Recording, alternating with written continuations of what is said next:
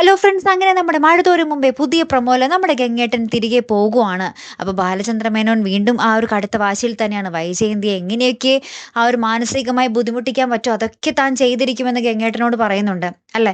പിന്നീട് നമ്മുടെ ബാലചന്ദ്രൻ ഗംഗേട്ടനോടൊപ്പം തന്നെ ഹോസ്പിറ്റലിലേക്ക് ചെല്ലുന്നുണ്ട്. അപ്പോൾ ഗംഗേട്ടൻ ഇങ്ങനെ ചോദിക്കുന്നുണ്ട്, എന്തിനാണ് പിന്നെ നീ വൈജയെ ചികിത്സിക്കാൻ വേണ്ടി ഇവിടെ വരുന്നേ, ഈ സഹായം ചെയ്യാൻ വരുന്നേ എന്നൊക്കെ ഇങ്ങനെ ചോദിക്കുന്നുണ്ട്. അപ്പോൾ ബാലചന്ദ്രൻ പറയുന്നുണ്ട്, ആ സ്ത്രീയോടുള്ള പ്രണയം കൊണ്ടൊന്നുമല്ല, എന്തെങ്കിലും സഹായം, ചികിത്സാ സഹായം അല്ലെങ്കിൽ പണമായിട്ട് എന്തെങ്കിലും വേണോ, ഇവിടെ ഹോസ്പിറ്റലിൽ എന്തെങ്കിലും ആവശ്യമുണ്ടോ എന്ന് അറിയാൻ വേണ്ടിയാണ് ഞാൻ വരുന്നത് എന്ന് പറയുകയാണ്. അപ്പുറത്ത് നമ്മുടെ മനുവിൻ്റെ അടുത്ത് നമ്മുടെ ഗംഗേട്ടൻ പറയുന്നുണ്ട്, ഇനി എന്തൊക്കെയാകും എന്ന് എനിക്കറിയില്ല, ബാലചന്ദ്രൻ ഇപ്പോഴും കടുത്ത വാശിയിൽ തന്നെയാണ്, അവരെ കുറ്റം പറഞ്ഞിട്ടും കാര്യമില്ല എന്ന് പറയുകയാണ്. ലാസ്റ്റ് നമ്മുടെ അലീന നമ്മുടെ ബാലചന്ദ്രനോടും മനുവിനോടൊക്കെ ആയിട്ട് പറയുന്നുണ്ട്, ആരൊക്കെ ഇത് അറിയരുതെന്ന് ആശിച്ചോ അവരൊക്കെ ഇത് അറിഞ്ഞു കഴിഞ്ഞു, ആരാണ് ഇത് അറിയണം എന്ന് ഞാൻ ആഗ്രഹിച്ചത് അയാൾ മാത്രം ഇത് അറിഞ്ഞിട്ടില്ല എന്ന് പറയുകയാണ് നമ്മുടെ വൈജയന്തി ഉദ്ദേശിച്ച്.